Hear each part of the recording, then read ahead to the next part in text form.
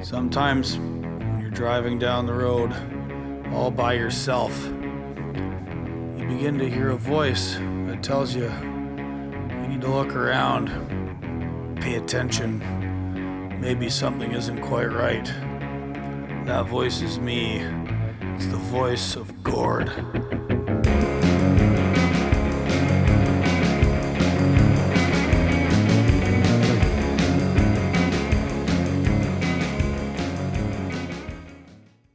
Hey everybody, how's it going? Man, I've been waiting a long time to get my next guest to you. Really good friend of mine, Mr. Oliver Bateman, the Doer of The Work. Just a writing machine. He's written 1,200 articles over the last 10 years or so. Degree in history, practicing lawyer, marketing guy, just an amazing sort of Renaissance man of letters, as it were.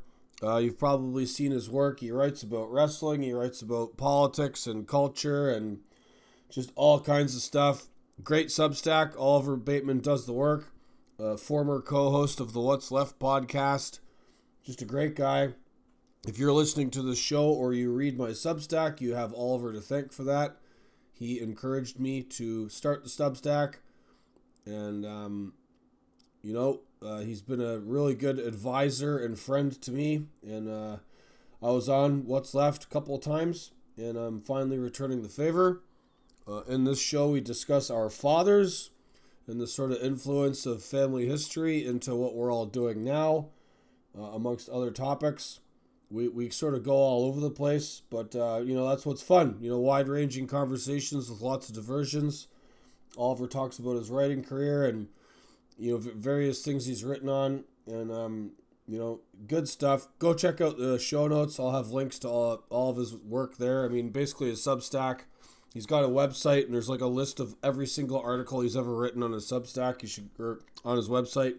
You should go check that out. Just an incredible content machine. The guy just writes and writes and writes and writes and writes. He must type really fast. I can't do that. But anyhow, yeah, if you're new to this show, if you got here via Oliver, I write about trucking and political prisoners in Canada. That's it. Two-trick pony. I'm in the middle of writing a book about the fate of the North American truck driver in 2025. The job, the occupation, the idea, the archetype, and all of the forces arrayed against him. So that'll be coming out next year. There'll be a link to that in the show notes. If you're a person of means and want to help me out, I've been semi-unemployed, working part-time for the last 2 years, and now I'm writing a book and could really help feeding my kids. There'll be links to that in that particular article. Also, smash the subscribe button on my Substack, autonomoustruckers.substack.com, on Oliver's, oliverbatemandoesthework.substack.com. Pass this around if you enjoy it.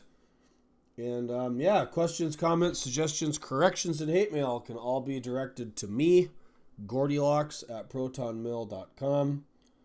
And, I'd love to hear from you. And, I hope if you've never heard of Oliver before, you go check out his work. You won't be disappointed. There's something there for everybody. Like I say, the man's a machine.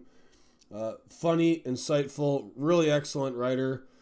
Did a banger recently about the fellow that played Norm from Cheers. I'll have a link to that in the show notes as well. That was just an excellent piece of writing that everybody should check out. And it's not necessarily just about Norm. It's about the sort of the everyman, the sort of working class Midwestern guy in America who is, as an archetype and idea, is facing extinction. Go check that out. All right, enough about me yakking. Let's get to the work of Oliver Bateman.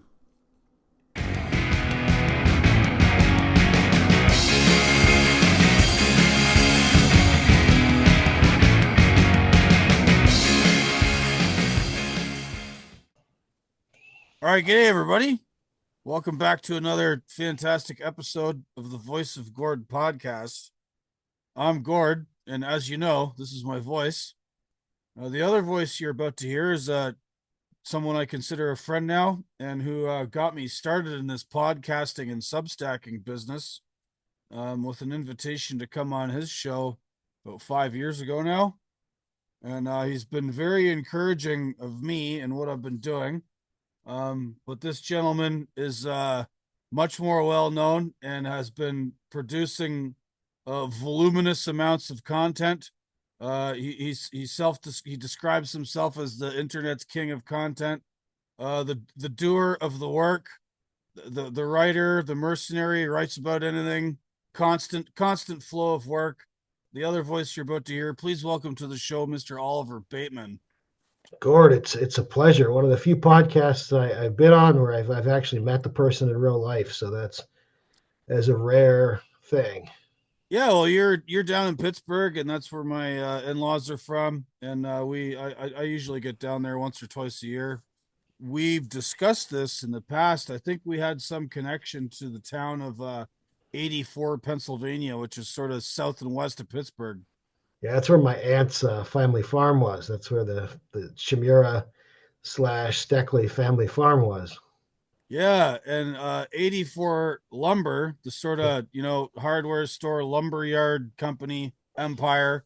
It wasn't, they didn't just throw a dart at the wall and pick a number. It's based in 84 Pennsylvania. still is. Yeah, it's that's a there's a $1 billion company with a corporate HQ in nowhere. Yeah, the trucking company my dad used to work for and I used to work for back in Canada. They had like a sort of lumber distribution division, which was later sold on to another guy, and I think it's still in business. And they used to send a lot of lumber from Canada down to 84 Lumber. So Yeah. yeah, my dad's probably been there a few times. I don't think I've ever been, but I think we talked about that, and that my one of my wife's cousins was like dating some dude who was part of the 84 Lumber family inheritance or something. But Certainly going to be more costly lumber for them going forward because of the Canadian embargo. yeah, all tariffs and all that fun stuff. The softwood lumber dispute is something that's been like going on since I was a kid. Like it's always been Yes. an argument that's gone back and forth. It just never ends. The politicians come, they go, but the argument remains about I how also I don't understand why. There's a good explanation of why, but we don't have. There's plenty of lumber here. There's lumber even in eastern North Carolina where I lived for part of my childhood, but we just don't produce that type of housing ready lumber at the same rate Canada does. Apparently, seems like we should be able to, but there's the sort of SPF spruce pine fir dimensional softwood is a specialty of Canada's and the Western United States, New Zealand, Chile, Russia. There's a few places that make it at scale. Um, but speaking of North Carolina and our pasts and all that stuff, I think we were going to talk about our dads on yes. this one because in your writing, your father is a major fixture in a lot of it. Maybe before we go, like I know you really well, but my podcast is mostly about trucking. There's probably going to be guys listening to this going, "Who the hell is this Oliver Bateman guy?" So maybe you could do a little biography and tell us how you came to be a writer and podcaster, and then that's how I bumped into you. Oh yeah, yeah. It's a long and winding road. It does go through my dad. My dad was a Chrysler dealer, car dealer.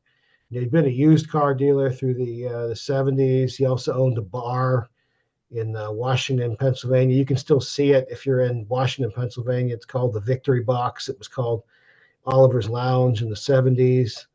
The same liquor license, same whatever, same apartment upstairs. But in the 80s, he opens a Chrysler franchise in eastern North Carolina. We moved down there from western Pennsylvania. My brother's still down there in Williamston, North Carolina. So anybody in the trucking world who's looking for a Navistar International rig, go talk to Sam Bateman at Lilly International. He'll hook you up. they're doing a lot of things there, like school bus maintenance carts and things like that. But primarily, he sells 18-wheel trucks for them. So that's my connection to the. He's been doing it for 26 years. So that's my connection to the trucking trade. But I didn't take that route. My brother's been working there since the Chrysler dealership got contracted, and he didn't finish high school, so he just went right into the business. He ran the parts department for us, and then went up there and started selling parts, and then rigs. I went the other way and just spent years and years in school. So went to undergrad, went to law school, got my PhD on top of that, was a professor for a while, got pushed out of that. Wife and I moved. I was in Texas doing that. Wife and I moved back to our hometown of Pittsburgh, Pennsylvania, and I've worked in marketing since then. And she's a therapist, but I've also been writing pretty much the past 20 years, 20 years at this point, for a variety of publications. And I've been everywhere from the Atlantic to Paris Review, Washington Post, and then all the based ones too. I've been in all those. So around 2019, 2018, when some of the conventional market was drying up, and I didn't like where some of the things were going representationally in terms of conventional media.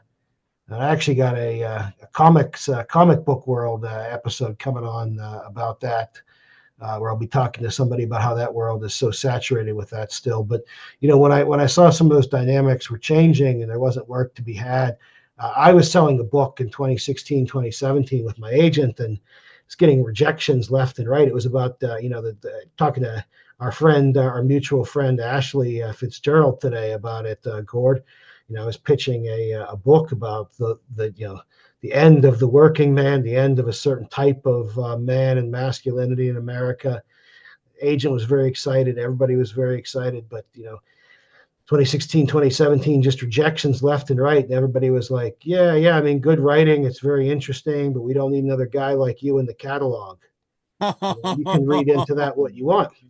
And so I said, like you said, I'm a mercenary. And I hear that and I go, man, I gotta expand my business, on the side there. And that led me to working for a lot of different things, and ended up writing for a bunch of places first, and then that led to co-hosting the What's Left podcast that you came on, and did that great episode about trucking and a follow-up episode about trucking, and then you kind of wanted to make sure you kind of moved through all the different folks that I got to meet, and some of those publications I had worked for, were interested in your work, and you're still working for them. So it worked out for both of us in that sense. But it's all because, and all of this, by the way, is because my dad said, just you got to go where they're going to employ you, and if they don't want you, there's a reason for that. And I No I- point, no point banging your head against the wall with people that don't no, want to give you a job. no, and for me, I do a lot of cultural studies type writing. I do a lot of political analysis type writing. About the only thing I still do in the mainstream is sports writing. I'll turn up for something else, but mainly if I'm in the mainstream, like a place like The Ringer, or like Thrillist or one of these things, it's usually something about sports, Wrestling uh, in particular. wrestling in particular, yeah. And otherwise, it's all the right wing magazines on different, often about things like wrestling there too. But there's just many more places for me to work over there, and different, and more tolerant. I wouldn't even say my politics have shifted. I think things have shifted around me. Yeah, well, I think that shift that you're living through and observing at the same time and working through is part of like an overall cultural shift where the opposite side of the equation got stale and boring and like got entrenched in the sort of control mechanisms of society, sniffing their own farts too much, and it's just all nonsense. There's just nothing. There's no there anymore. So if you have to end up writing for Tack or American Greatness or Unheard or whoever, great. I mean, if those guys want to do something that's different and interesting and pay you, go there, Yeah, right? they also had have a much greater openness, all of them, to all kinds of varied content at this point. So for me, and that's been my advice, not just to you, but to a lot of writers, and even people that are transitioning or looking for work, or maybe they've experienced some weird thing, like they ran afoul of the wrong person. There's less of this now, other than maybe like comic books. And I'm going to be pitching this because I'm doing an episode on comics about a young woman who recently experienced like a very 2018 style cancellation. So she's going to be on my show, and I'm excited to give her a forum to kind of air how silly this is. She doesn't care. She's going to keep working, and the publisher sticking with her. But Right. So you're I, you still do a podcast then, but it's oh, not like as part of the Substack, it's like this, where you mostly it's the writing. So I usually have a story up there a day on the Oliver Bateman Does the Work Substack, which yeah, holy it cow, really it's constant that thing flow, blew up. man. Well, it blew up last month. I mean, like to the just an incredible degree. And I'm a marketer. It's my day job. So when I saw it was blowing up, I put a bunch of things in place to kind of pull in, a lot of paid, and they came in a lot of discounts, a lot of like front it or advance it now deals, because you got to strike while the iron is hot. So it became to the point where I'm like, man, I have an incentive to do something there, and I've got all this. A lot of it's content that's either been sitting or I've wanted to do, and now there's a real readership for it there, and it's been great. I think Substack's a great platform. I mean, you've had a lot. You get even if the main thing about Substack too is it's more than just a Substack itself. Like with the book you're doing, it's about other people getting eyes on you, and Well, it gets you around the gatekeepers, and you can say what you want. Now it's good to have an editor. I've benefited greatly from having editors working with them because I'm a novice. I don't write professionally. I'm literally a truck driver that barely finished high school. So having people, help me refine, steel on steel, make things more concise, give me better ideas. That's been good. However, specifically with the more spicy stuff I write about this problem in Canada with these political prisoners. Other than Newsweek, nobody wants to know about that because it's too dark, or like the Canadian media won't touch it, or nobody's kept up with it like you have. right. So and I've been able to do that on Substack. Did I make any money at it? No, not really. But like, who cares? The story needed to be told, and those guys needed to be honored. So I wanted to ask you, you know, in discussion about your very lengthy career in writing, and I think one of your degrees is in law. Yeah, yeah, it is. And so I'm just curious, again, we wanted to talk about our dads and the sort of influence they Mhm. had in our lives. Because I think, in much of your writing and in a lot of the podcasts you used to do, you spoke, I don't want to say with like a reverence about your dad, but like it came through that he was like very influential and he was quite a character, full of his own contradictions, but like, grabbed life by the short and curlies and just did his own thing. And I'm just curious, like, what, if anything, was going on with your dad or your relationship with him that like led you into writing? Oh, I mean, I think that he recognized. I mean, his dream for me and my brother. He couldn't make it happen, and there were a lot of reversals. But I mean, from the time we were kids, uh, I've talked to some people, and I've written about this for like the Spectator and stuff too. And I know I've talked to people like Ashley Fitzgerald about it. But I was homeschooled for most of my upbringing, and then my brother spent a lot of years out of school as well, and was pulled out of his last 2 years of high school and didn't finish. My dad's vision for us was that my brother would run the back of the house of the car dealership, because he could keep the parts department books when he was 15, 16. And my dad's vision for me, he had me doing ads. I've posted a few here and there that I did, like for Halloween and other things. I was 8 and 9. Like I would type up the invoices on the old IBM computer, and I would send them. Like this was like a satellite internet type thing where you'd send the stuff back to Christ. So we never had many staff. My dad was very cheap, and I'd work on the ads with him at 8 and 9. And it was, instead of going to school, we paste up an ad and send it into the Roanoke Beacon, which was the local newspaper. And he didn't care. He'd go with, if I had some stupid slogan, like we'd put it on there for that week. Like it's Halloween, like Bateman Chrysler Plymouth Dodge has gone batty.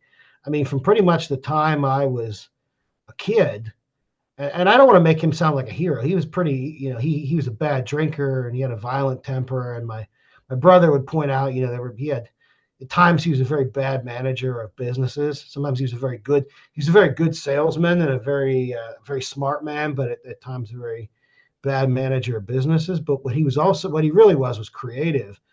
And like when I was being homeschooled, my mom would actually go and teach in the public school. You want to talk about a contradiction. And then we would come home and we would do school, but I'd spend the day with my dad most of the time or at home. And my dad would just give me a stack of wrestling magazines or comic books or let me play the Nintendo or later the Super Nintendo. And his only rule was, come home, or if I was doing it at the dealership, if I come in there and ask you about it, you got to tell me why it's interesting. You got to sell it to me. And if you can't sell it to me, why the hell are you reading it? Right. And he would just, and if I said, if I gave him a reason, like, why do you like this wrestler? And I was just like, oh, he's big or something like that's not a reason. Tell me what's interesting about him. What's his story? What's his background? So this is What this did he is your do? this is your dad's sort of, there's a lesson about practicality and function and usefulness in him letting you like not be at school and read all by Yeah, yourself. yeah, yeah. His belief, just like with my brother, who's literally had the very successful career for the same company, doing exactly what my dad thought he should do. I have, in more, I've kind of moved from place to place, but I've always kind of done what he thought I should do, which was just sort of, like reading, writing, be creative, but like outside the box, and always be ready to sell that stuff and package it, whether it's in academia or in the media or in marketing. Just always be thinking about how you can take ideas and then work them and then get them back out there. So today, like I think of him when I have like 3 articles come out like I did today, like one in Real Clear and one in Unheard. One is on the steroid Olympics, with Peter Thiel's enhanced games, and one's on the mayor's race here in Pittsburgh, where I pushed for the more, centrist of the two Democratic candidates. There was really nobody else, there's no other contender in the town, so it's one or the other. And then the third on a bodybuilding movie that I had watched. They're all out the same day, and I'm thinking of my dad, where he would have loved that. You're using all the same stuff you've always been looking into. You're packaging it, you're putting it out there, and you're getting people to feel a certain way and react a certain way to it. And you're taking that analysis that he always asked me to do, and you're using it to set. You're selling it. You're not just letting it sit there. You're not just like, it's not just some life of the mind stuff. It's practical. It's useful, and anything, there were no, that was a big thing in our house. There was free speech, total free speech, Gordon. Like I could read any book that I wanted. I was watching the Beetlejuice sequel recently with my daughter after we watched she's only 5, right after we watched the first. These are R-rated movies, right? And she's not bothered at all. Neither was I, because I do the same thing that my dad did. He'd sit there with me with like Predator or The Running Man. He'd explain the movie to me. He'd say, if you're bothered by it, it's fake. Right, like say, like just look at how they made the blood in this movie, because there's a lot of blood in like Beetlejuice. The guy gets his head bit off by a shark. My daughter just laughs, and she knows it's fake. He's a ghost. Ghosts aren't real. It's fake, and she'll tell you that. But that was the same way that my old man raised me, and like I could watch any media, I could do anything, as long as I could explain why I was doing it. If I couldn't do that, Gord, then what the hell was I doing? Right. You know what I mean? So you mentioned these 3 articles you had come out at paid publications. Yeah. But you had this real banger on Substack. I don't know if it came out Oh, George yesterday or Wendt. this morning. Yeah, yeah, yesterday. George Wendt. The sort of homage to Norm from Cheers, which was Yeah. actually an homage to the sort of everyman American archetype working Yep. class dude who's kind of the dude himself is not an endangered species, but that archetype certainly is. Yeah, yeah. My dad thought Cheers was a solid show. It wasn't his favorite. He had liked Taxi before that with Danny DeVito and Tony Danza and Andy Kaufman. But he liked Cheers. It was a pretty dark show as sitcoms went. Just people in a bar. The setting is a bar. Several of the people are either alcoholics or recovering alcoholics. And Norm was one of the alcoholics. He would come and sit on the bar stool every day. But my dad and I would actually talk about Norm and some of the things that are reflected in there. Like Norm was not a blue collar guy. He was an accountant, right? But he was kind of like a blue collar version. Like there were, just like my dad was in car sales. Like my dad could was a mechanic and could work the back of the house. But had drifted into like white collar roles after college. These sort of sales or ownership type things. But he was always a blue collar guy about it. And Norm was in that same boat. Like he clearly didn't like accounting work. He liked drinking and sitting on the bar stool. And he was that was like a whole generation, right, of guys who were already kind of out of place, and they were pushing paper, and they weren't really used to their fullest already. And they had drinking, and they had each other on the stool. That was their life. One of the poignant things you mentioned in that piece, though, is that like there was no looking down, there was no valor, there was no look, there was neither looking down nor was there valorizing, but it was just real. Like Yep. this is what it is. Yeah, you could. I mean, in those types of bars, and my dad owned one. You could come in and you basically sat there, and the people around you, they were happy to see you. They tolerated you, and they'd bust your balls. And that was it. That was how you passed the time. And there's a kind of camaraderie and a kind of coexistence. And I think that's not to say it doesn't still exist in some areas and pockets. People have commented that it does in their area or it doesn't here. But I certainly think that type of lifestyle is mostly, in my dad's generation, your dad's generation was much more prominent, and it's certainly less so now. Yeah, my old man is likewise sort of a unique character who can only be who he is. My dad was the son of a World War II vet who was a workaholic, alcoholic, PTSD. Yep. So was my dad. And my dad was sort of the runt, like the smallest of three brothers, the fifth out of seven children, in a hard working trucking family. And there, what was one of the lines you were saying? There's like no pretense, right? Like there's no pretense. Everything is very real. Everything follows the material reality. Loads got to get delivered. You got to work hard. No one's going to give you anything. Yeah, that's absolutely right. But yeah. No, I mean there was this kind of acceptance of life, lot in life, everything else that not necessarily optimism, by the way, but the kind of positive fatalism, Gordon. Positive fatalism. That's something like that. These are the types of people who'd be like, yeah, life's a bitch, and then you die, and then they laugh about it. Right. There's a sort of a sensibility that's based in reality. Because like my grandfather, again, World War II vet. You never know what minute you're gonna cop it, right? And he saw plenty of people who did, and he probably did the same. He dealt that out. He was driving a Sherman tank. I'm sure there's a few dead Germans over there, care of my grandpa. Yeah. My dad's dad was on the USS Sea Lion 2, which was a submarine, and their big moment. They got a presidential unit citation for it. Was they sunk a Japanese ship, or what they thought was a Japanese ship, and it was a Japanese ship, but it had 1,500 Canadians, Australians, and English people on it, and they saved 53.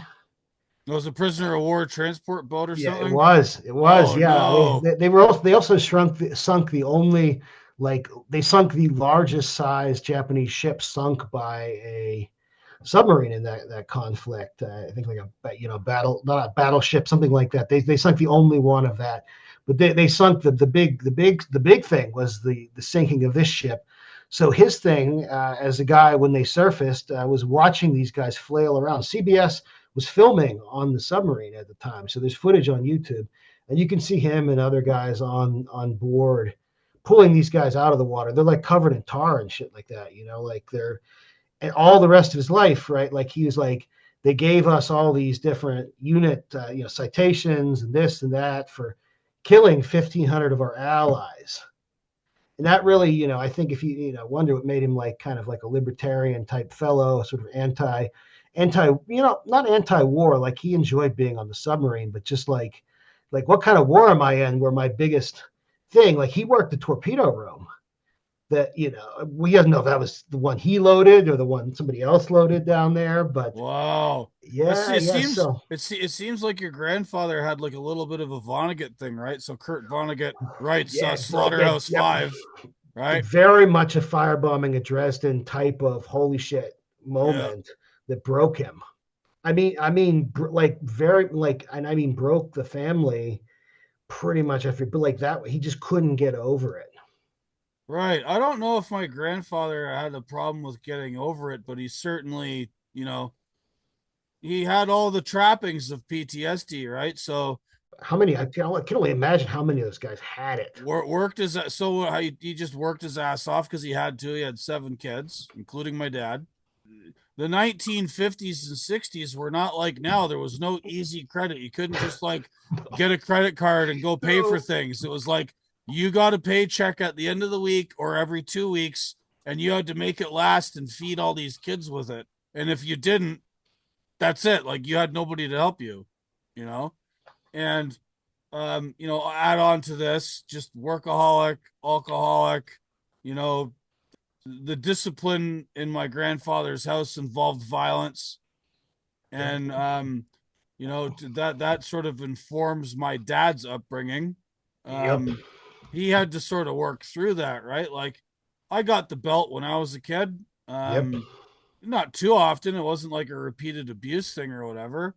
But like as they got older, my parents split up when I was 11, and my dad had 2 more kids, and he tried to like change how he raised them, and that's just another experiment. Yeah, my And it, brother got it a lot worse than me. I yeah, it's mean, always the older ones, right? Like I was the he oldest fought. of He fought. I four. don't know if you did, but he was the one that he resist. He liked to. I was always to go along to get along. One. That's why I'm probably the one that still has reverence for him and spent more time talking with him, and I think he was easier on me. But my brother tried to. My brother tried to push the limits. Right. And as I understand it, your dad was quite a physical guy, and he played football in college. And Yeah, they're both huge specimens. Like still, my brother is still huge in his 50s. And he's like an inch or two taller than I am, and he's still every bit as big. Just a he's been that size since he's like 14, and my yeah, dad's a huge guy. this is a recurring theme in your writing too. Put some size on you. You've got your own Yeah, meme, yeah, yeah. right?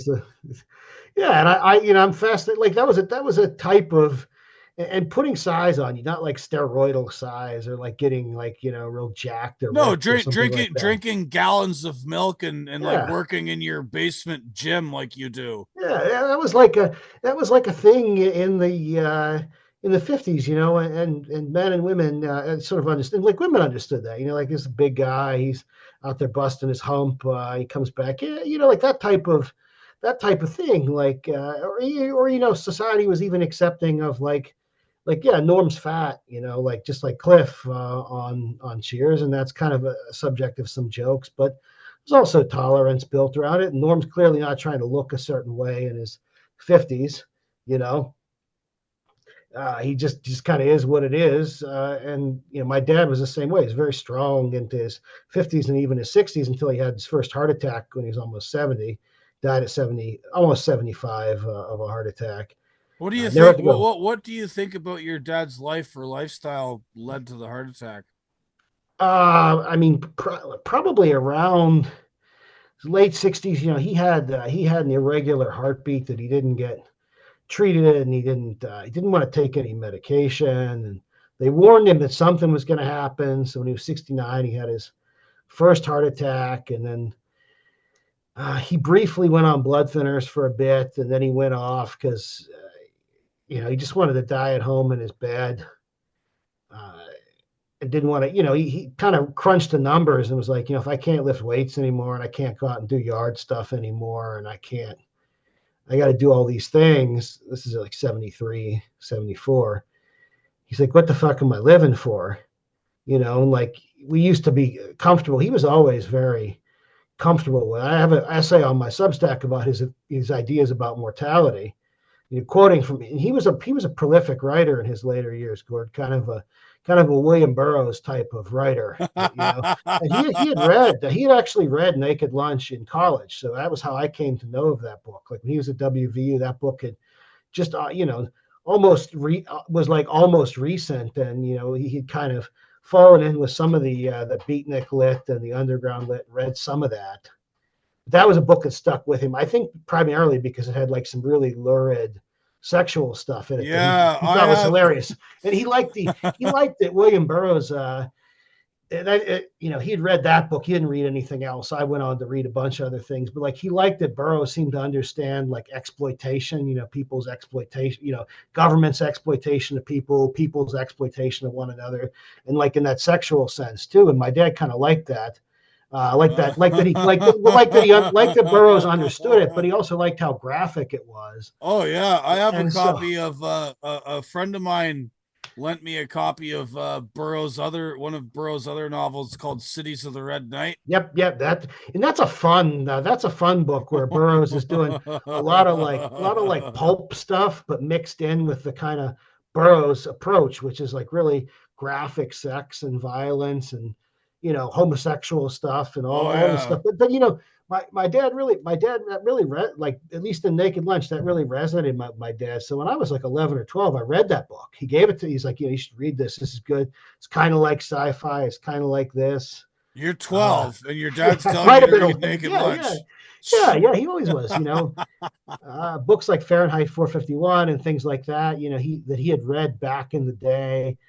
I think I read Future Shock, Alvin Toffler's Future Shock, when I was like I've 12 or I've 13. I've got that upstairs. That's on the As to read list. Vance Packard's The Hidden Persuaders, I read those books that I see like as like staples of, they kind of make the base literature rounds. My dad was reading that shit in the 50s and 60s. And so I read Chariots of the Gods, the space alien book when I was like 9 or 10. The space aliens built all this sort of stuff. My dad loved that shit too. So I just because those books were in the house, so I'm I would glad your read. It was dad was such a reader, and that's no surprise you've turned into a it was weird. It writer. was very eclectic stuff though. It's not like he had any system So about it. my dad, God bless him, my dad reads, but like my dad also suffers from dyslexia. Uh, So like if let's say I read one of your essays, right? hmm, One of your beefier essays that might take me 10 or 12 minutes. It would take my dad an hour. uh, And then he would probably have questions and like, what does he mean here? What's he mean there? Because like he doesn't have the same sort of like vocabulary that I have. Because he was dyslexic, right? So like some sort of word that's like not common parlance amongst working class people, you like, what's this mean, or what's the context for it? Like he needs things like, not to say that he doesn't get stuff. Like my dad's a pretty smart guy. He just doesn't have that exposure because he has dyslexia. So like he's not incentivized to read in the same way people like you or I would be, right?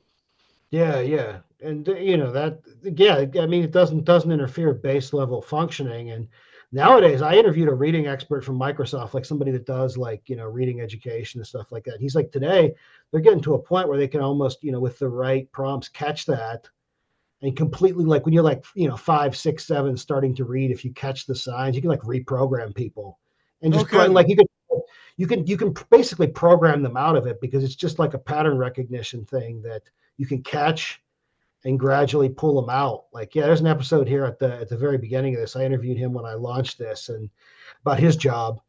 And that was one of the interesting things he talked about. He's like, like if we could get to it, he's like, but for poor people, working class people, it's just not, it's not something that the expertise is widespread enough to catch, right? People Right. miss the signs. So but it's age dependent, right? Like Yep. your neuroplasticity is Yep. not as plastic as you get older, or it hardens, The right? sooner you could basically said, like, the sooner you can start seeing that they have the signs and start correcting it. And he also talked about schizophrenia in that sense too. Like, you can sooner you can catch. And I had another guy that I'm going to interview at some point, a doctor who works on this sort of stuff. It's like the sooner you can start catching and correcting the misperceptions, the sooner you can cut that off and kind of keep the person on the straight and that. Like, you can't. I mean, who knows? I mean, it can still develop. It can still, worsen. But this, basically, like, oh, the other point about schizophrenia was, if you have more people you're talking to, the more isolated you are, the less communication correction you have, the more it's going to worsen. So, like, modernity is kind of bad for the schizophrenic. Like, Deleuze was kind of right in the sense that, like, schizophrenia is kind of a modern condition, but partly that's because we're all kind of like just looking at screens and talking to phones and talking to the wall. Right.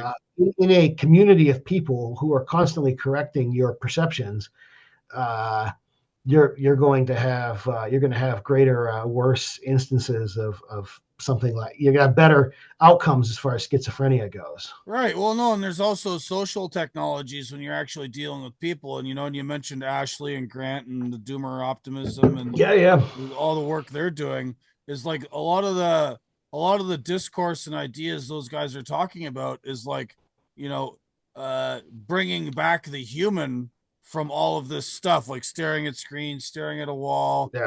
social isolation, the atomization of the sort of like, internet age, and like how a lot of that stuff is bad for us, and they're trying to like not necessarily be Luddites, even though I lean into being a neo Luddite sometimes, I think it's good.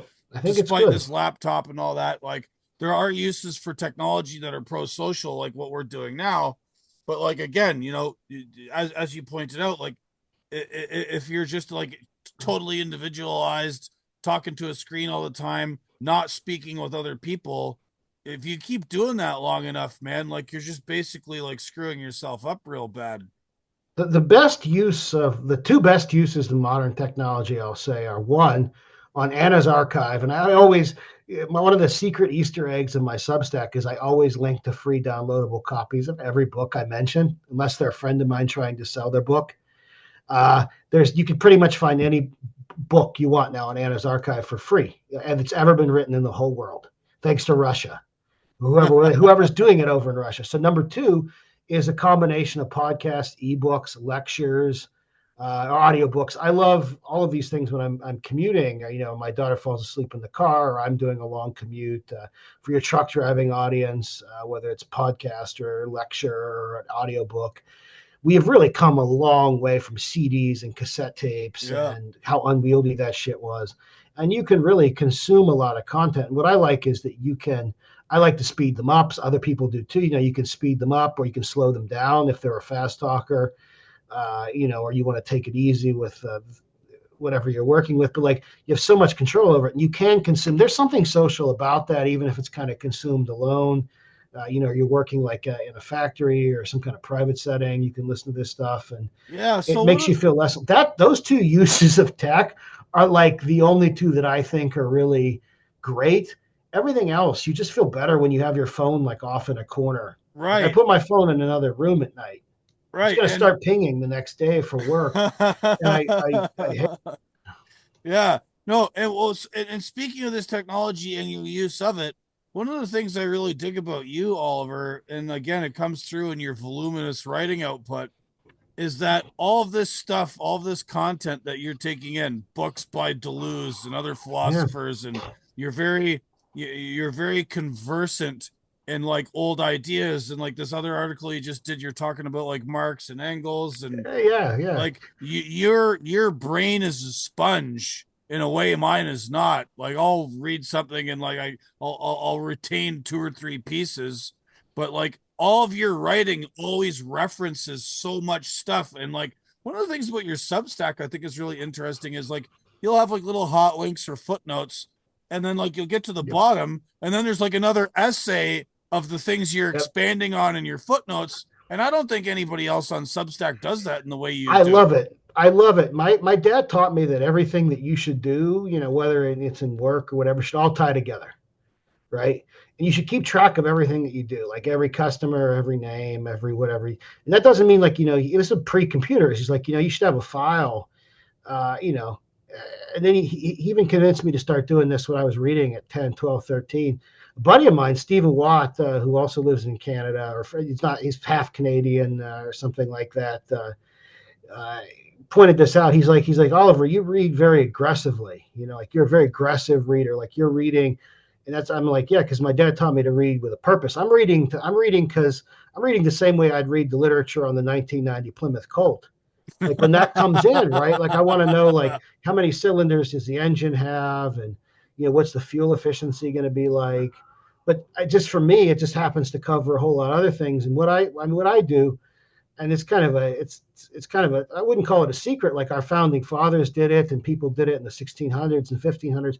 I have a couple Google Docs where when I'm reading, if I'm reading off an ebook, I just dump the copy chunks of it into there. I have notes and like sync up my Kindle notes or my e-reader notes or my iBooks notes into different files, right? So I always know where everything is, and then I update my Goodreads as to what I'm reading so I can keep track of that shit. And then I have a whole picture. If I'm reading something, I know what I'm going to do with it 2 steps down the line, because from when I was a kid, I was always being asked why I was doing stuff. Dad, you're like, well, if you're reading this, why are you doing it? What are you going to learn? How's this tied to this? Who's this? What's that? Or if I wanted to order, so I like to order old comic books. We go to the comic store, which is like a 30-minute drive. And he'd like, you want to buy, he'd have me list out like, list out the back issues you want before you go in. So you don't buy anything that, I'm not going to buy anything for you don't want. So I had to have a plan, as to why I wanted to read these books. Or I would send away for these old wrestling magazines or these wrestling tapes. And he'd be like, well, why do you want to watch these things or do these things? And he'd be like, you better tell me how you're going to do this, or I'm not going to let you do it. And then I think it was like a challenge. He's like, I just kept stepping up to the challenge. And he was like, if this kid's keeping track of, I'm doing this right now with my daughter in Pokemon. So like I'm having her, she's learning to read here. She's got all the Pokemon encyclopedias that are like this. And my dad, same thing, would be like, if the only book that this kid reads is a wrestling encyclopedia, he could read it all day. He could read it in the back of the classroom. So like, when I was briefly in public school, my teacher would complain that I just wanted to sit in the back of the room and either read like The Lion, the Witch, and the Wardrobe or a wrestling magazine. I got that same complaint. I there's a report card. It's either grade 7 or grade 8. So it would have, I think it was Madame Turner in grade 7.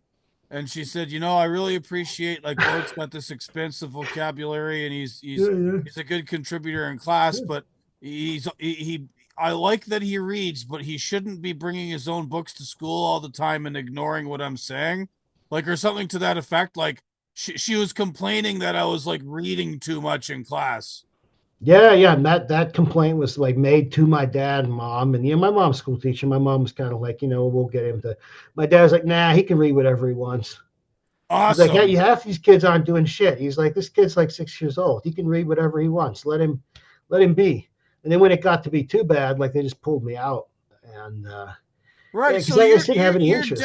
your dad's got this like mission for you and your brother, and he's got this like it's like there seems to be like a plan in everything your If he dad hadn't been a does. drinker, and he hadn't been bipolar, he would have we would have been able to pull it off 100%. I mean, I think in the end, for the two of us, we ended up doing exactly what he thought we would. His old man had no interest whatsoever in him or his brother or their sister, like none. His old man was a really smart guy, reader, like kept the diary on the sub that I have digitized and up on my website. And like, I've people have seen used it. that. Yeah, people Yeah. have used it. People have used it in PhD dissertations just to verify like details of the patrols and stuff. But like he was like Grandpa Bateman was like a failed writer. Like he wanted to be an actual writer. Like he had an eighth grade education, but he was really smart. But he did not have any interest in educating his kids whatsoever. He did not have any interest in having kids. He was very upset. The only reason he wound up in the Navy was because he deserted his family. And when he was caught, thanks to my grandmother's father, the police busted him. It was like pay your child support or you're going to fuck. Or like it's like the Navy or jail. Like that was it. So he's like, oh, I'll go to the Navy. It'll be something to do. Well, And his whole thing in that very diary is just like, I wish I could just live here forever in the submarine because it's so quiet. And wow. he was planning to sign on after the war for more terms. And his dream was to like spend time in China. He loved like China and the Philippines and all those places, probably for weird reasons that I won't go into here. But he loved for a lot of listeners who've probably been truckers or traveled. You guys know, right? Like Oh he man, loved but the there's a place in Thailand called Pattaya, which yeah, I think you're getting at here. yeah. The only comment we ever heard about it one time, my cousin Charlie knows it too because he heard it as well. Is like over there in the Philippines, they got boys cleaner than any girls, and we're just like, oh, referring to I guess like lady boys or whatever. He was into all, God Almighty. But anyway, he wanted to be over there and do more work in that side of the world. But he just got such a great job, like an easy job at U.S. Steel after the war. Like there were a lot of jobs, like in his case, working in the blacksmith area of that plant, where you basically did 1 hour of work on an 8-hour shift a day, and you could even put in for more time. And so he could bring a 24 pack in and some bologna and cheese and go to sleep. And that is what he made good money. He had a good pension.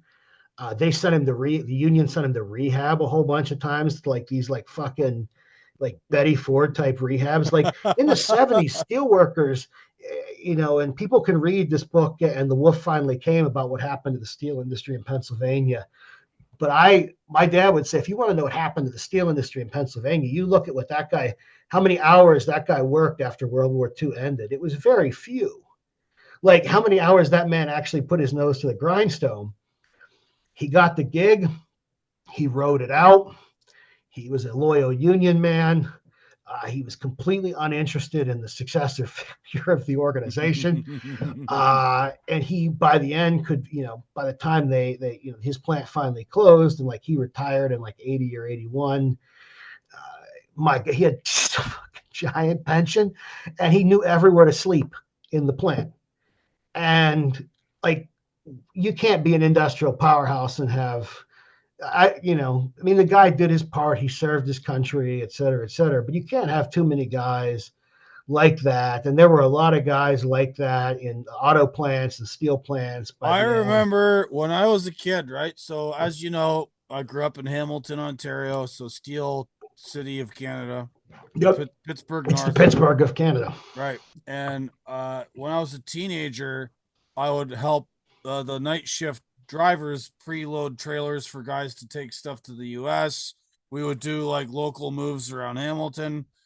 And there was this one night where me and this other driver go to this one of these cold mill doors at Stelco, and we back in, and like we're waiting to get loaded, and the steel, all these little pup coils are all in a pile on the floor, and the foreman's like, well, the crane driver's sleeping, and we're like, Yes. well, Yes. we're here. He's That's it. like, well, That's it. I can't wake him up because then he's gonna file a complaint with the That's union right. that I'm bothering him. I'm like, well, we're standing here, and that's the steel that our customer wants, and we're here. And they're like, well, just sit tight. Whenever he wakes up, he'll wake Yep. up. And like That's three it. hours, 3 hours later, the guy wakes up, foreman tells him to start loading us, and it took him all of about 15 Yep. minutes. A But lot of like, these guys were actually like pros at their particular type of thing that they did. It's just that they knew, like my mom's husband, who's a coal miner. He's in this, as my dad would say, he's in the short rows of life too. He's got COPD and heart disease, and he's got part of his lung just taken out, and still smoking. I saw him smoking the last time I was out there last week. God bless him. He's back on the. They're like, this guy will never smoke again. Nope, he's smoking. But he. There was even a newspaper about article about this dude, Gordon. You'll appreciate this. My stepdad. There's a newspaper article in the Washington Observer Reporter about how everything they were trying to shut down everything in Washington, PA for the COVID stuff. And Robin Pellis, who had like every chronic dangerous condition in the world, would go out, buy his lottery tickets every morning, smoking a cigarette. He had his one safety concession was he had a glove on the hand he wasn't smoking a cigarette with. And so a local reporter I knew named Gideon wrote a story about this. And my wife was like, holy shit, like what? Because he's quoted in there. He's like, yeah, if I die, I die.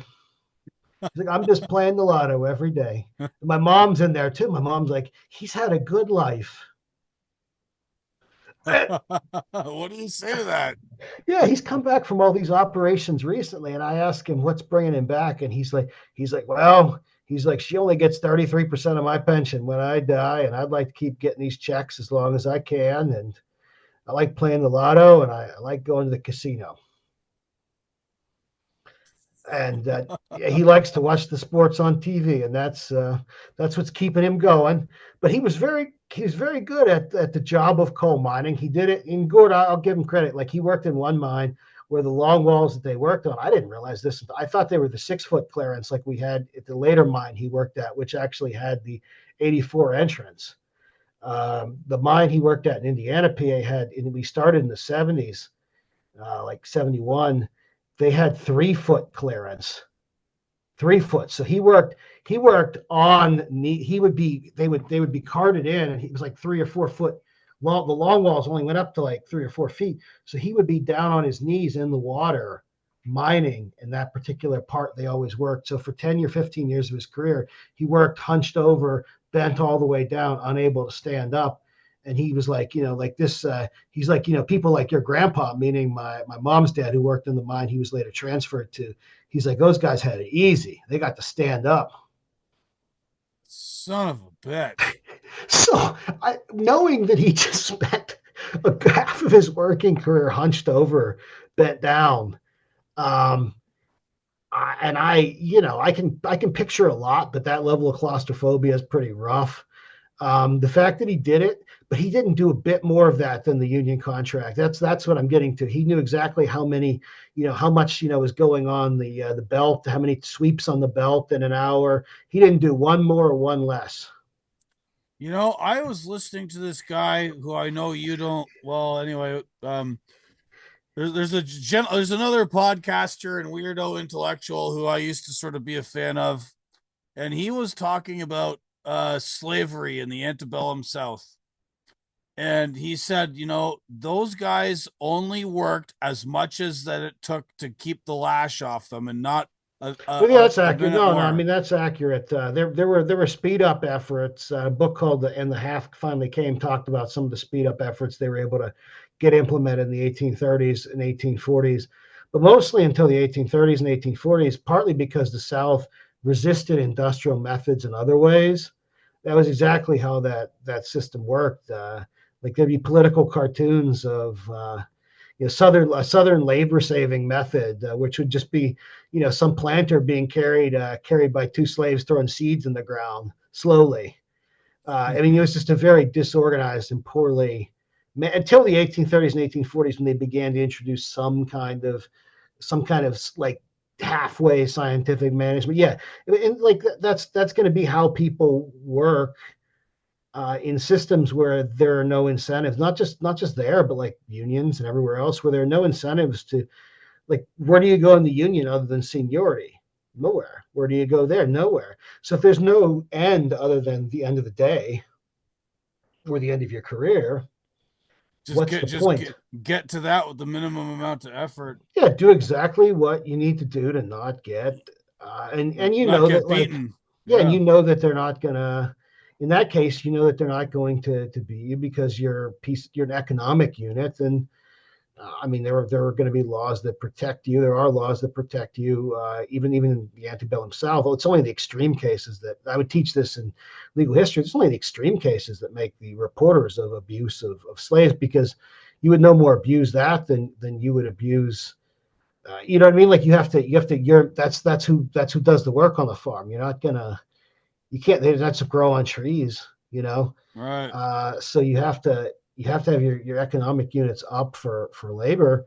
But yeah, I mean, anything where there's no management ceiling, or I mean, I don't know whether that's good or bad, right? Like in the union case, right? Like the fact that the only place you could go up in the union, my stepdad would say, was to become like a union official. And only the worst, in his mind, only the worst people did that. He's like, anybody that wanted to be like, you know, like a bigwig in the union, or start doing that. He's like, was not somebody you wanted to work with, and B, like, anybody that wanted to lead you, you don't want them leading you. Well, one of the things I learned from your former co-host Amy Therese and some of these other post-left people, when I started like interacting with this sort of online world, Yeah, yeah, especially during COVID, was that like union leadership has become professionalized, and yeah, they yeah. don't they Sure. don't necessarily draw from the shop floor. And so one of the articles I wrote for Newsweek during COVID, like about the Freedom Convoy, was how all of the unions in Canada basically, attacked the Freedom Convoy in the same way the government did. Like they Yeah, that was a totally. very weird instance of that was a very weird instance, and even compared to the American case, a very unique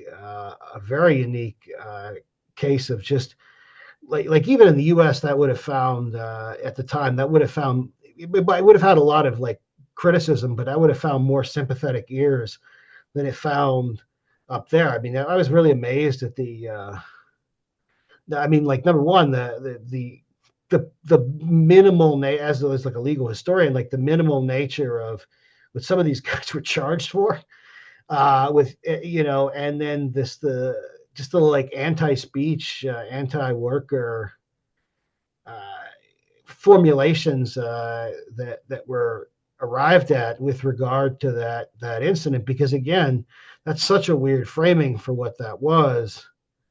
But your country, that your home country descended on that, like, in unison. That was widespread agreement. Yeah, there was a series of tweets actually. Our old buddy Malcolm Shiuna uh had identified. There was this leftoid labor lady. Her name escapes me now, but there's this exchange where there's a woman who's a shop steward for the Teamsters at some place in Ontario, and she's like tweeting frantically about, like, oh my god, like, members from my unit are going to support these evil fascists at the Freedom Convoy. It is really weird, man. I remember that. I remember that he's still one of the good ones, by the way. I've always gotten along with him, and he and I have always gotten along really well. You and Malcolm co-wrote a couple of good things. Yeah, yeah, and we stand by him. Those are all good pieces, and I mean, just in general, like, he still pushes out my stuff. I still promote his stuff. Like, he's a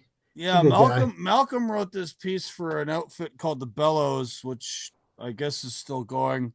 One of the Bellows guys co-founded Compact and then disappeared not long after it He's got in law started. school now. Yeah, he's in law school now. That guy, But Edwin. anyway, Malcolm did this piece that Edwin published called "Against the Managers," Yeah, yeah, it was a good piece. which was like, man, I mean, that was one of the things that like really helped me alter my thinking about like how politics actually works, what's actually going on with like power, and then how that applies to the sort of management of people like me, of like working class people.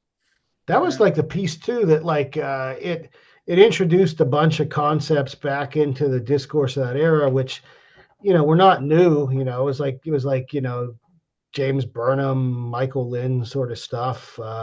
packaged that just hadn't been packaged yet because that movement hadn't coalesced into anything. And so a lot of people that are, when that article came out, a lot of people did read it because it wasn't anything out there like that. And it shows that, the bill has had some impact, even if it didn't really publish that many articles before it did produce a controversy when it started. Like Edwin and that other guy, Ryan Zickgraf, fell out over how left the magazine was going to be. And yeah, that was the founding moment, and that was the founding moment. I just wrote an article about this for Compact. Jeff Schellenberger is editing it right now. We're I think on V3, and that like the origin of Compact is in the article. And it's sort of the origin of the post left, of which I was part of that mix, and I talk about what I how things evolved within that and shifted, and ideological motives and financial motives and things like that. But it's kind of funny. Like that thing the post left was very small. That magazine was very small. That moment was maybe only like 2 years, Gord.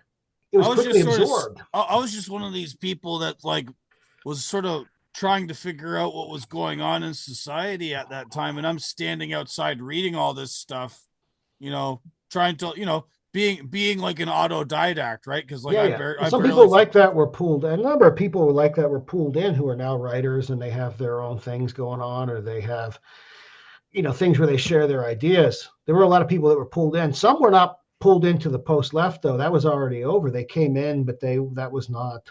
The post left was very small. I wouldn't even say that you were on what's left, but like the post left was almost over by the end of 2020. Right. As a thing, because there had already been all these feuds and fallings out of that small group. And most of them had already crossed over or crossed back, or like Jeff kind of just are doing their own thing. But all of them would reject the label too. That was the other thing I talked about. Everybody would say I was not post left. Like they would all say I'm not post left. Like there's probably only one post left book that came out, which was the Benjamin Studebaker, the original co-host of What's Left's book, which I talk about in there, which is a pretty good book, but it has a conclusion that's basically like, well, nothing can change this. We're fucked unless this happens. Then there's like some pie in the sky set of. It's a good diagnosis. Post left was really good at diagnosing.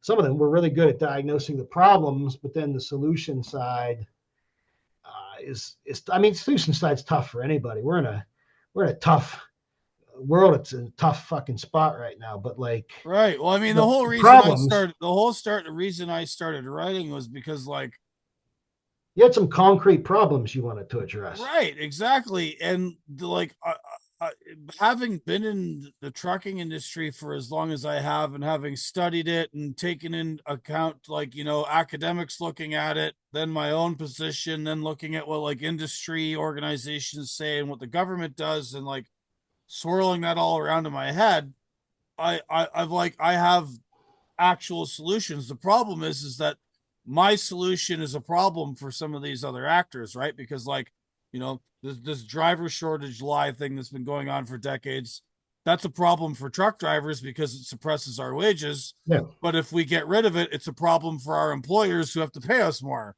Yeah. And then, I mean, there's a cost and a benefit to all of it. I mean, for your employers, autonomous trucking is a great thing. Yeah, that's I've been watching that and paying close attention to some of that stuff. I think a couple of the manufacturers of those systems are out over their skis. They're trying to please their investors, and they've oversold it a little bit. The technology's there. Will it work? Will it be perfect? Will it meet all of these expectations on the part of insurance companies and the government and the public? That remains to be seen. I'm not either one of these guys that says, oh yeah, they're never going to replace me, they're always going to have human drivers. I don't believe that, but I also don't believe the hype around it either, and how quick they're going to implement it. Yeah, my brother's take on it, from being in the industry as well, is that you can probably automate long straight stretches in Texas, but that kind of local, complicated, mapped out stuff, like try doing a weird kind of wood delivery and like backwoods western North Carolina with multiple roads knocked out due to recent hurricane. And that's not cost effective even to probably automate that at any point. And there's always gonna be that space. The one thing he is like totally bearish on in trucking though is this idea that'll occasionally come from China that like we've got EV trucks coming down the line. My brother's like the weight of an EV 18 wheeler alone would be like the engine weight would be unlike anything you just for the battery.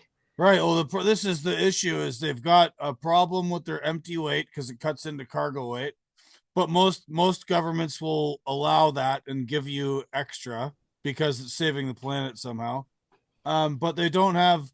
I talked to Emmett Penny about this. I had him on my podcast a while back to address this very question of like how how are these things going to get powered, and like between the charging time, the lack of generating capacity, because the kilowatts that a truck takes per shift is just astronomical. They don't have the generating capacity. They don't have the grid capacity to deliver it, and the trucking system can't have these things, the capacity sitting around on chargers all the time, because like No, it's a time capacity thing. I mean, my brother's other beat is his school buses, and in North Carolina, there was that school bus electrification money that came from Biden. It was, seemed like a Right. good bit of patronage, right? But he says to me, like, what good can that money do in the districts in like the Outer Banks, which are these isolated towns? They can't even spend money on a school. There's nothing for them to buy that would actually get the kids 60 minutes to 60 minutes to 60 minutes on these pickups on a charge. So they have funds they can't spend on, like a busing electrification program that doesn't do anything. Like it would be different, maybe in like a metro area with every. He's like, but for most of North Carolina, which got a ton of money allocated to it that it was unable to spend. So he's found like what they actually would have needed in North Carolina is what he sells them. Half of them are having to close down their bus garages in these small districts because like the actual garages where the fucking bus goes to get repaired. So he sends them he sells them mobile maintenance, rolling maintenance stations for the buses, so they don't have to have a central point anymore. He's like, federal government could have stepped in and provided things like that, or funds to keep the central garages open for parking and maintenance. And sometimes parking isn't feasible in those rural areas. But he's like, that's like an example of a program that doesn't make a lick of sense. Right. And yeah, battery lives are improving, and China is constantly touting, we've got but like even those numbers are probably made up to an extent, falsified.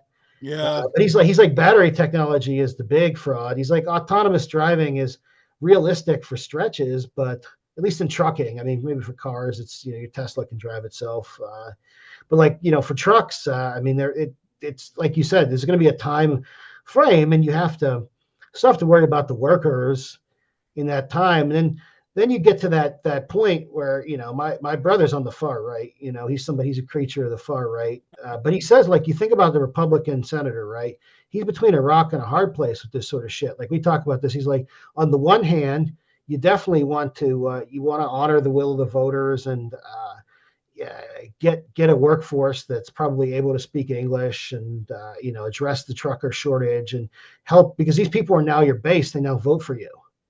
More of them voted. Like everybody that buys a truck, like everybody capable of buying like an international truck is a Republican that goes into that place. And it's partly that's because it's Eastern North Carolina, but like everybody they sell to is on the right. So Yeah. like there were no COVID restrictions at this place. They never wore masks. It never shut down. Like it didn't even have sneeze guards. It was just there. Yeah. So like, it was Sounds just like business heaven. as usual. It was just like business as usual. Like just, you can still smoke on the fucking like in the back of the house. But like they you have that. But then part two, as a Republican, let's say you're a Republican senator and well connected, you're going to have a lot of billionaire, like important billionaire constituents in your state or who are backing you, who would definitely love to see I mean, they might be conservative themselves in some ways, but they would definitely love to see a minimal workforce or no workforce. So you're going to have to balance these two things, right? Because there's like this populism that has come in. And I think of all the Republicans, my brother thinks this too. Josh Hawley has probably done it the best out of presentation, careful picking of ideas. Like I turned my brother on to reading like the Oren Cass stuff. So he reads that. And like, that resonates with him, he's like, but in terms of all that, like Josh Hawley is by far the best at articulating the ideas, looking normal, right? Kind of Yep. being normal up there. Um, Well, hard to be normal in 2025. that's a huge accomplishment for anyone working in DC. But you are going to have all these other things. You're going to. I mean, if you want Mark Zuckerberg money, if you want Jeff Bezos money, you're going to have to do some other like some of that agenda.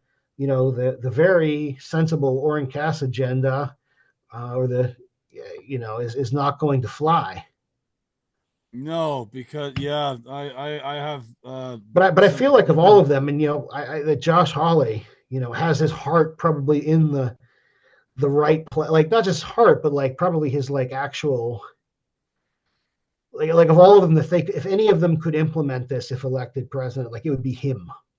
Right. So would come the closest. So do you think he's sort of in the same ideological orbit as Vance or something like that? I mean, I think Vance will be changed by his time in this current. Having talked to Vance, I think there's some similarities. I just think that Hawley is probably the most that's sincere. right. You got he was. JD Vance was a guest on What's Left. That's right. People forget that. Yeah, but he was a failing candidate at that point. But like a third place or fourth place person in that race in the primary, but he turned it around. I'm 1 degree of separation from the vice president. Yes. Yeah, he still follows me on Twitter. No kidding. Yes. Awesome. If you look up who he follows out of those 1,000 people, one of them is me. Awesome. Based.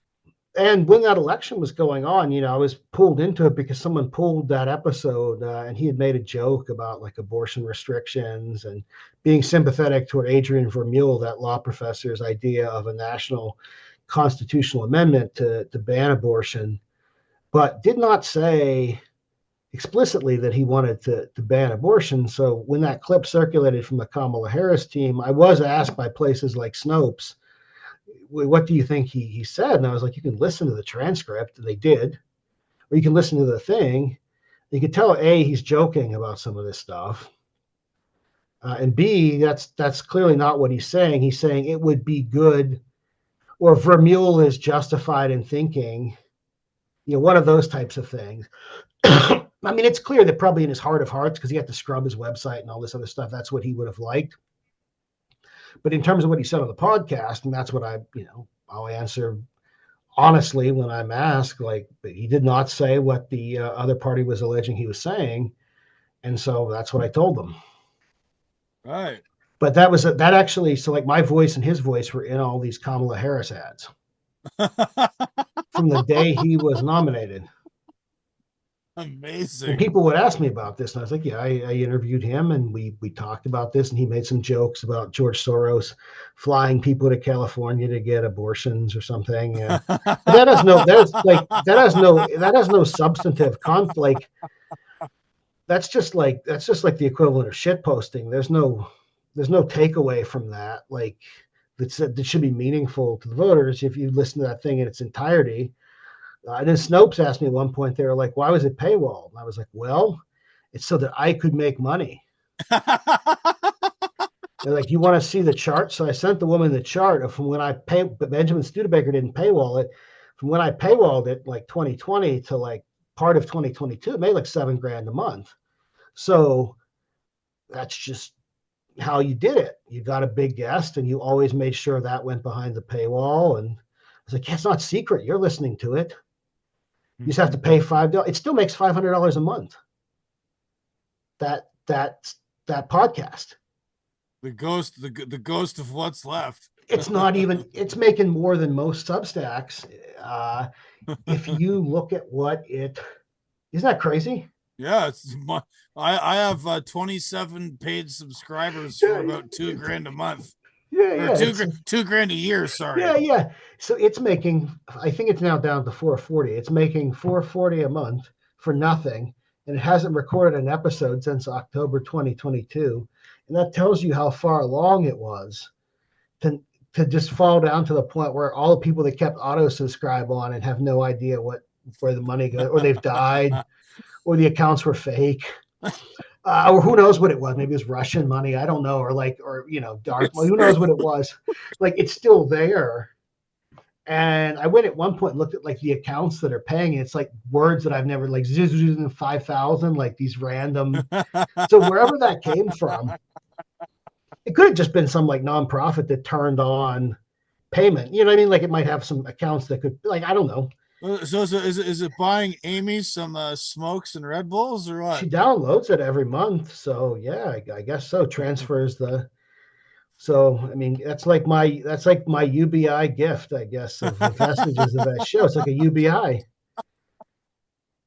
You can mock the UBI, but literally there is one UBI in effect that I know of, and it is that one, and it's been going for 2 years, and it doesn't cost the taxpayers a dime. Not of Australia, not of the United States. It's totally voluntary. It only goes to one person. Because I'm not going to take like I wouldn't take it. Like I don't make like for me, you have to have a product to justify getting a payment, right? So like when I started getting the big influx of stuff on Substack, like that's why I put out more product. Like that the business person in me, like that's like my dad is like, you got to at least do the work to give them like a quality product once you see that they're there. And I've always struggled with that proposition. I get it. I'm with you. I would never want to charge people if I was not giving them something in return. yeah, Right? It's that sort of Protestant work ethic thing. the only exception to that would be if I were doing what you're doing right now, which is trying to finish an on time deliverable for a book or something that there might be Substack benefits tied to, or like premium stuff for like perks or whatever. I think that's different. I have a thing that second book I just did one on African American wrestling to 1950 with my buddy Ian Douglas, and I have another coming out on Juneteenth, which is the like other part of that story. And I have to budget some time to finish up editing all the chapters. And I'll probably go down to like one essay or two essays a week for like a week or two while I polish that off. But like if I were writing that myself, it would take a lot more time. So I think, and Justin Smith, the E.H. Smith, the philosopher that's been on my show and is a great Substack. If people don't know about it, the Hinternet. It's called the Hinternet is basically on leave as he finishes a book tour, book, and some other things he's doing. And he seems to feel bad about it because he constantly sends out Substack saying, sorry, I haven't been active. I've got all these other things going on. I think there are times that has to happen. Where it can't happen is like for the Jesse Singles and Martyr Maids and the people that are making 50 to 55. If you're making $50,000 to $100,000 a month, you have to keep doing this. I would put out 3 articles a day if I made $25K a month from this. You know what I mean? Like that's just me. Like Yeah. I wouldn't worry about publishing a book or anything at that point. Like my guilt would be so great. I make But about $2,400 a year. yeah, no, for everybody, but like for most people, the value prop of Substack is kind of like a back wall publicity thing for their other ventures, and that's what the MFA type writers are like looking to sell their like book of poetry or something. That happens. Like there was recently like some novel that got serialized that got in the New Yorker here on Substack. Hamish McKenzie or whoever's been talking about this over and over. And the girl I'm going to have on who is in this comics situation, Alex Graham, she's like the comic star of Substack. So she's got like hundreds of paid subscribers just doing a daily comic that she then collects in books and sells. And they're very good. They're kind of, I think she's probably going to have to make the shift formally, but they're what I would call anti-woke comics. They were like during the lockdown, they were comics that were very critical of the lockdown, or just like they kind of skewered how miserable lockdown life was. There's one I have to check this out. I've never heard of her. you would like it. Her book I have over there because she's going to be on the show that came out called Dog. It's called Dog Biscuits. It's just her Substack series from the COVID era. I wouldn't. It's not like deeply critical of COVID, but it's like talks about like the monotony of it and human relationships during it, and it resonated with a lot of people. But I think with the little kerfuffle she's been in recently, she's probably going to want to. Well, I mean, clearly, like my contact at Fantagraphics, the publisher knows that she needs to expand her market, and I can help, just like I helped you help expand into a different demographic for the readers, which I think again, like we said at the beginning, is fine. If your audience shifts and you run afoul of, some people that if they don't want to buy your stuff anymore, find new people. But she uses Substack for that, and but like to get to sell the books later on, like that. It's just the money on each month is nice, but your main event is this other stuff that you or do art commissions or things like that. I think for most people, the who are creatives, the benefit of Substack should be all the other things you can kind of get out of it, like paid articles at other places. Like I always like that too, because like you said, you get the benefit of, with me, I always like to work with the same editors over and over. So you know what you're getting. They come out in that specific format or style of the place you're writing in. And, but like, I mean, Substack shouldn't be viewed as like there's this channel that you get in when, it's called Substack bestsellers, and they put you in there. And it's pretty crazy. Like you'll have people, all they do all day is talk about Substack financials, and they're like breaking it down in like this crazy way. And one guy was like, I wish you could give me a S&P 500 type grid of all the trending topics so I could pivot my content. He's like, he was like, I use an AI forward approach to generating like I was like, motherfucker, like if you don't like enjoy doing this, like that, because that's what, like with mine, like my beat is my beat, Gord, that. Like it's like it might be like 8 different things, but it's like the same 8 things. Like it's like they're it's like might be like bodybuilding and law and like big men and like working class stuff, but it's like always those things. It doesn't, and I just do them, kind of when I want. But like if you don't like the subject or you're pivoting because you saw that some phrase was trending on here, that's weird, man. Do something else. Yeah, no, like I say, my involvement again, back from when I first met you, I see problems in trucking and I'd like to help fix them. You've always done the same thing. Tell some stories about that, and then help these guys in Canada. And that's it. I'm a 2-trick pony. That's all I've got.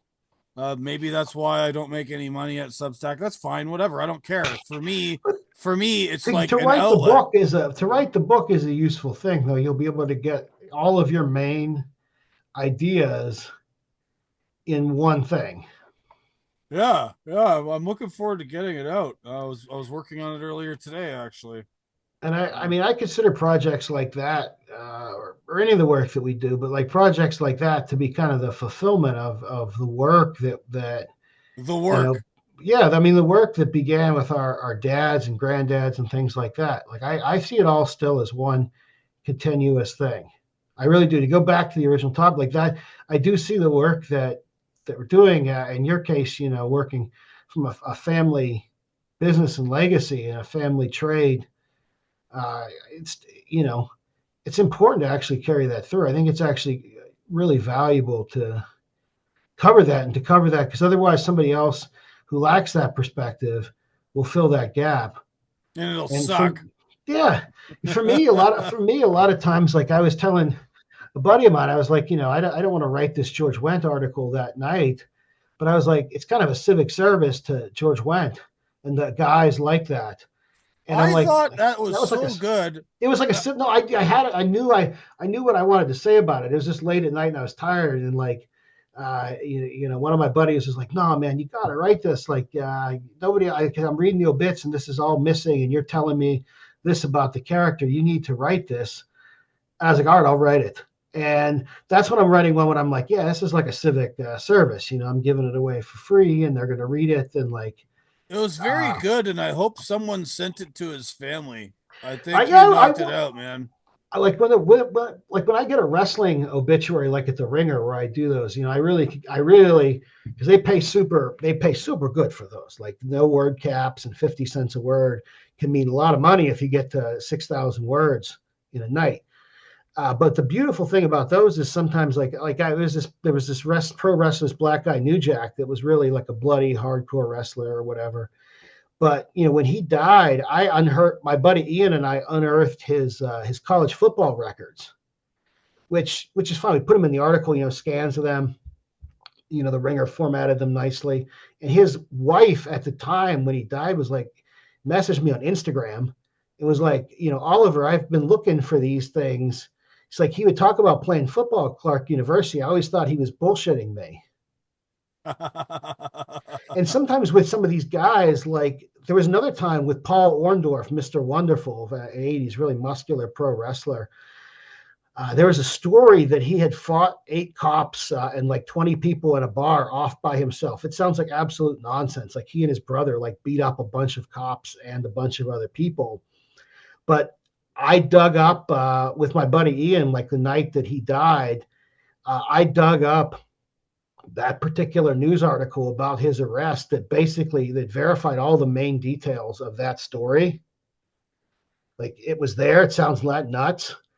And then when I was talking to his best friend, interviewing his best friend, B. Brian Blair, who had wrestled in the Killer Bees in the WWF and was, had wrestled with Orndorff and came up with him in Florida, Brian Blair starts telling me this story like it's a Shaggy Dog story about him, like he's leading, like he's told it 100 times.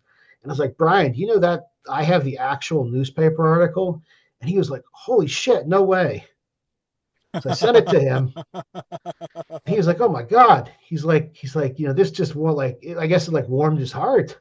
He's like, because you get this confirmation, it's not just some legend. All right. And for a couple of these guys, I think like what's been the most fun with those obituaries is because wrestling is so just full of lies and like smoke and mirrors. And when you can go in and actually confirm that these guys are like, some of it was true. Yeah, some of it was not, in fact, kayfabe, right? Oh, yeah. And sometimes it's like stuff they never even touted. Like when Scott Hall died, everybody knows Scott Hall from the NWO. When he died, I was able to go in. I was the first person that wrote about this. Like everybody knew that Scott Hall had murdered a guy before he came into the WWF, or before he came into anything, like before he came into pro wrestling. He'd been working in like the bar business in Florida as like a bouncer or something. He's a huge man, like 6'6". But he was very worried he was going to go. He'd been having an affair with some guy's wife, and he knew this guy was like a bad guy, bad hombre, as Trump would say.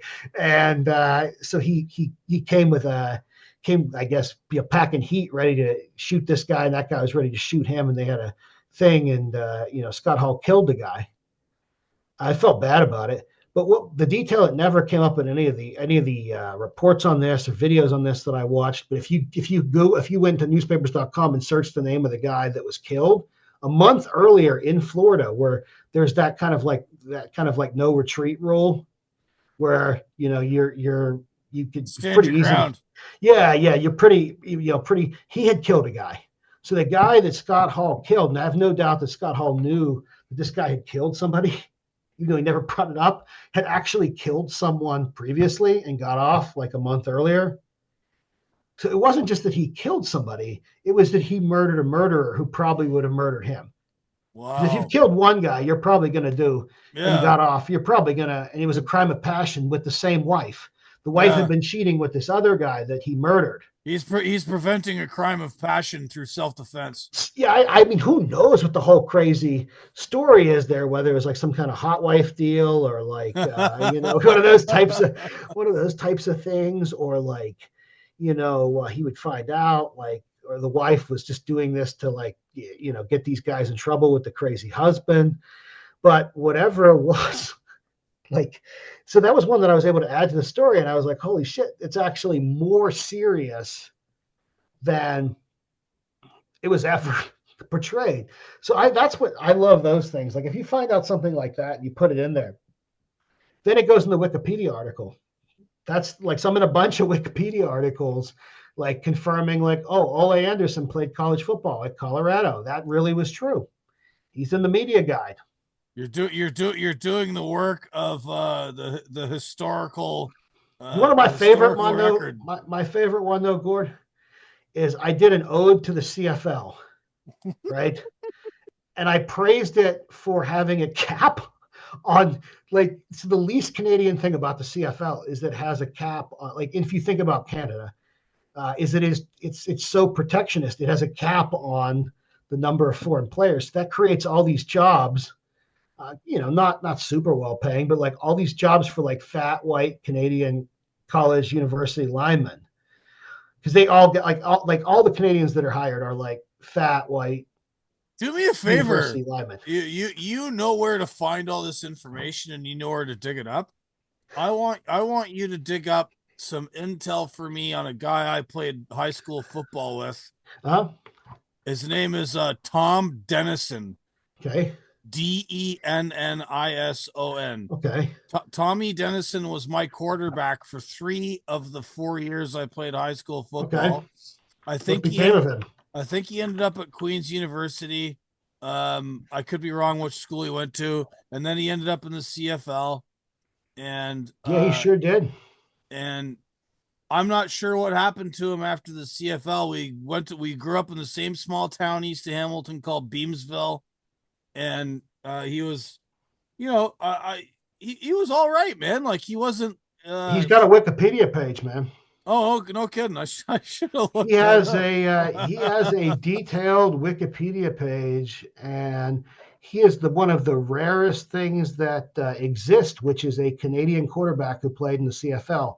They are incredibly rare. There's one right now. They're Nathan Rourke for the BC Lions, and his brother just got drafted out of Indiana University here in the States. They're Canadian. They're like no Canadian quarterbacks that play in the CFL. Like they haven't been since fucking Russ Jackson, basically. Yeah, usually it's some American like Doug Flutie, right? Yeah, it's only like other than Nathan Rourke, there are and Trey what's his face? There's one other dude with the Elks, black guy from Niagara.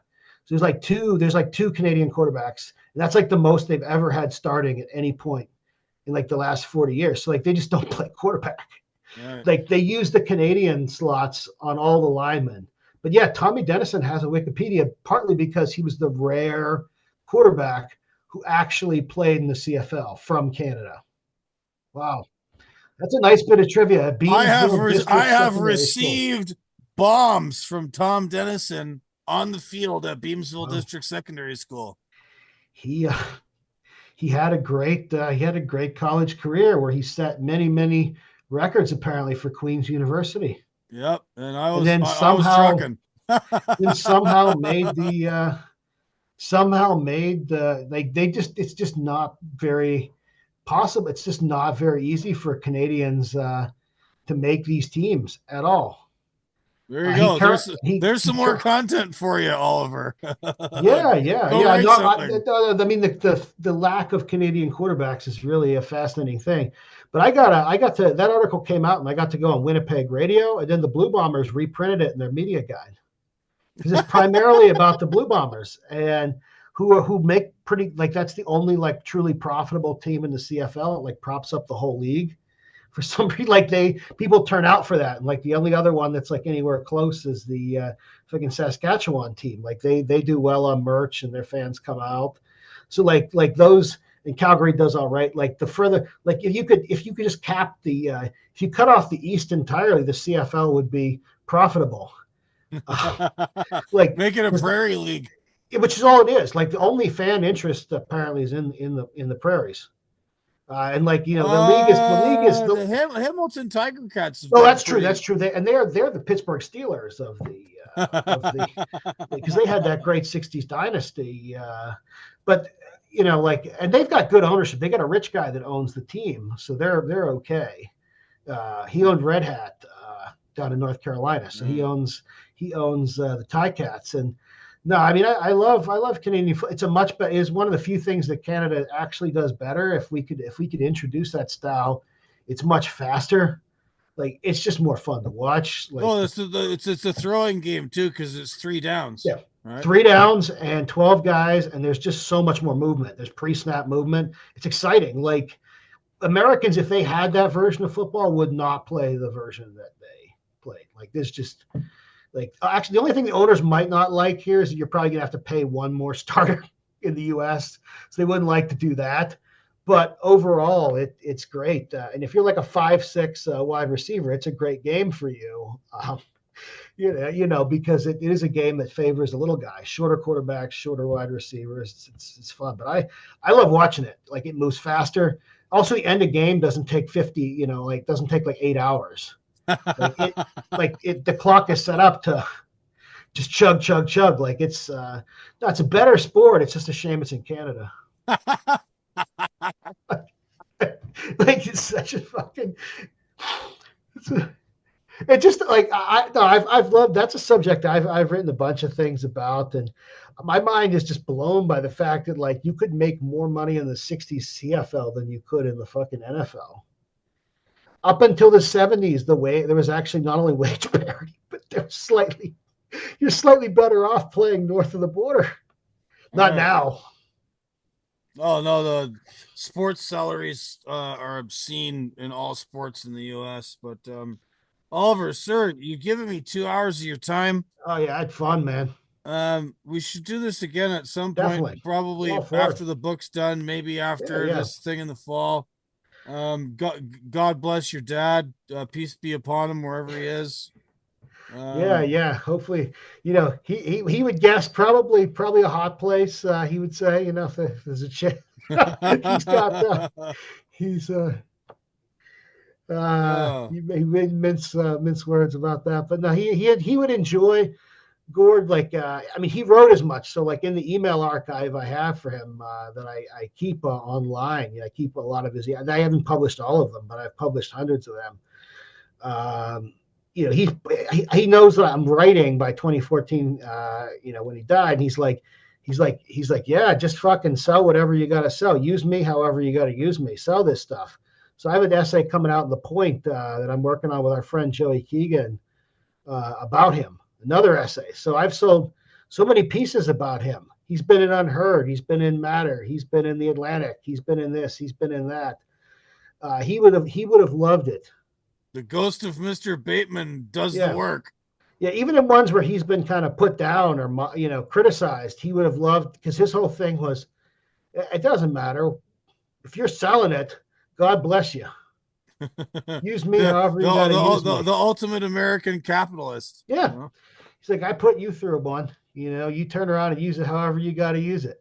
All right. I want to go, as I mentioned in a text message to you, I want to go and visit this bar your dad ran Yeah, one yeah, it's day. still there. It is like a block. You can also visit my mom because she lives a block away from it. Right. Well, we're going to do that. Let's put a Yeah, pin in that. Let's make it happen next time I come to Pittsburgh. it's about And, 45 minutes south of there, Washington, Pennsylvania. right. Oh, it's just down the street, just getting warmed up. For you, yeah, yeah. For you, driving's a little different. Like that's why you mentioned that Ligonier thing. I'm like, no, man, that's actually close. Whereas 5 hours is not, in my mind, it's not close.